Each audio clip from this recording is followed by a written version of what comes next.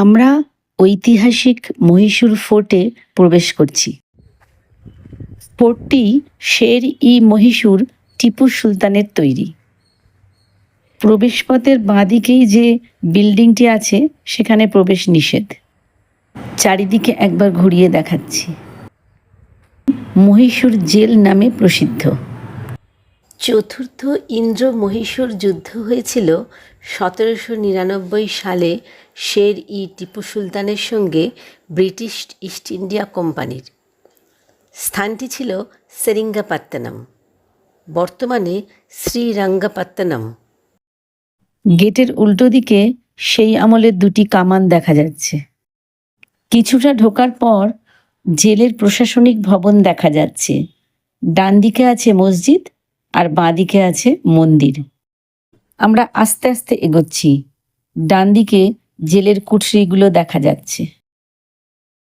জেলের পাঁচিলের ওপরেও একটা কামান ফিট করা আছে। ওপর থেকে পুরো জেলটা ঘুরিয়ে দেখাচ্ছি। তৎকালীন British governor general lord Wellesley মহীশূরের সুলতান টিপুকে কোম্পানির বশ্যতা স্বীকার করতে বলেছিলেন। টিপু সুলতান তাতে রাজি না হওয়ায় ইংরেজরা বিনা অজুহাতে টিপুর রাজধানী সেরিঙ্গাপত্তনম আক্রমণ করেন। ফোর্টের শেষ প্রান্তের ওপর থেকে চারপাশটা একবার ঘুরিয়ে দেখাচ্ছি। সংরক্ষণের অভাবে ফোর্টের আর অবশিষ্টাংশ কিছুই নেই, সবটাই মাটির সাথে মিশে গেছে। প্রশাসনিক ভবনের নিচে আর একটা কামান। জেলের কুঠরিগুলোর মাঝখান থেকে আর একটা বেরানোর রাস্তা। এই রাস্তাটি প্রশাসনিক লোকেদের যাতায়াতের রাস্তা ছিল। রাস্তার বাঁ দিকে যে ধ্বংসাবশেষগুলো দেখা যাচ্ছে, এখানে প্রশাসনিক কর্তারা বসবাস করতেন। 1782 সালে পিতা হায়দার আলীর মৃত্যুর পর টিপু সুলতান মহীশূরের সিংহাসনে বসেন। তিনি ছিলেন অত্যন্ত স্বাধীনচেতা ভারতীয় মুসলিম শাসক। এই যে ছবিটা দেখতে পাচ্ছেন, এটা বর্তমানে রাস্তার উল্টো দিকে। এই রাস্তাটা শেষ হলে একটা গোপন সুড়ঙ্গ আসবে। এই সুড়ঙ্গের রাস্তাটা টিপু সুলতান প্যালেসে গিয়ে উঠেছে। তিনি তার রাজ্যের অর্থনীতির ভিত মজবুত করার জন্য বেশ কয়েকটি গুরুত্বপূর্ণ পদক্ষেপ নিয়েছিলেন, যেমন নতুন সোনা ও রূপোর মুদ্রা প্রচলন, বাৎসরিক ক্যালেন্ডার প্রকাশ এবং নতুন এক ভূমি রাজস্ব ব্যবস্থা। তার আমলেই তৈরি হয় মহীশূরের রেশম শিল্পের অগ্রগতি। তিনি পৃথিবীর মধ্যে প্রথম রকেট বা মিসাইল তৈরি করেছিলেন, যেটা দেখে ভারতের মিসাইল ম্যান এপিজে আব্দুল কালামও অবাক হয়ে গিয়েছিলেন। এই রাস্তাটি রাজ পরিবারের লোকেরা ব্যবহার করতেন। বর্তমানে এই রাস্তাটি একটি ধ্বংসাবশেষে পরিণত হয়েছে, তাই জনসাধারণকে আর এই রাস্তায় প্রবেশ করতে দেওয়া হয় না। এই 6টি কুঠরিতে সশস্ত্র সৈনিক পাহারা দিত। এবার ঢুকছি টিপু সুলতান প্যালেসে। বর্তমানে টিপু সুলতান প্যালেসটি রক্ষণাবেক্ষণের অভাবে পুরোপুরি ধ্বংসাবশেষে পরিণত হয়েছে। প্যালেসের এইটুকু ধ্বংসাবশেষই অবশিষ্ট আছে।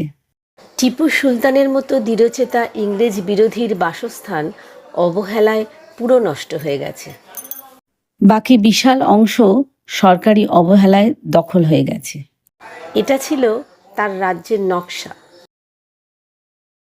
প্যালেসের এই স্থানে বীর টিপু সুলতান ইংরেজদের বিরুদ্ধে যুদ্ধ করতে করতে শহীদ হয়েছিলেন। বর্তমানে এই অংশটা প্যালেস থেকে বিচ্ছিন্ন হয়ে আছে।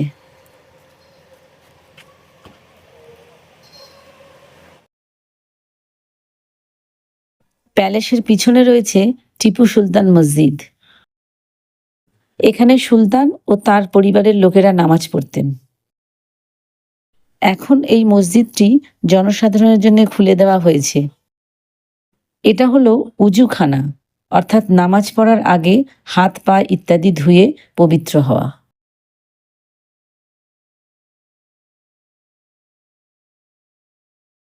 বর্তমানে এখানে মুসলিমরা প্রতিদিন 5 ওয়াক্ত নামাজ পড়েন।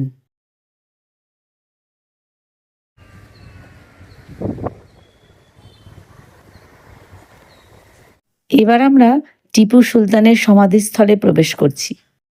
টিপুর অসাধারণ ক্ষিপ্রতা, দক্ষতা, বুদ্ধিমত্তা ও কৌশলপূর্ণ রাজ্য পরিচালনার জন্য তাকে শের-ই-মহীশূর উপাধি দেন ইংরেজরা। বাবা হায়দার আলী টিপু নামে এক ফকিরের দোয়া বা আশীর্বাদে পুত্র সন্তান লাভ করেন বলে তিনি আনন্দচিত্তে ওই ফকিরের নামে ছেলের নাম রাখেন টিপু।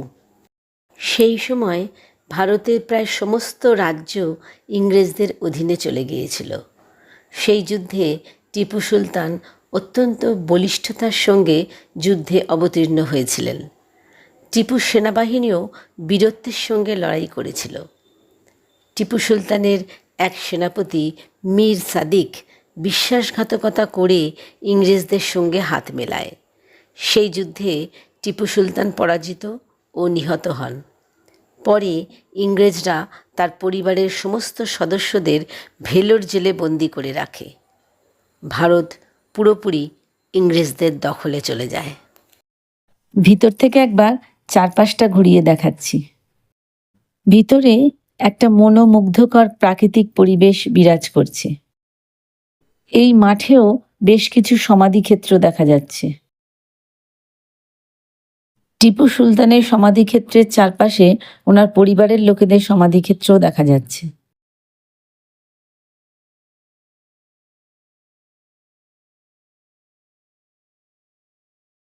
ওনার সমাধিক্ষেত্রের লাগোয়া একটি মসজিদ দেখা যাচ্ছে, যেখানে মুসলমানরা এখনো নামাজ পড়েন।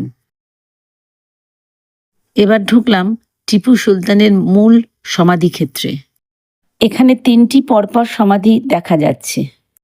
বাঁ দিক থেকে প্রথমটি টিপু সুলতানের, তারপরে মাঝখানেরটি তার বাবা হায়দার আলীর, ডান দিকের শেষেরটি ওনার মা ফতেমা ফখরুন্নিসার।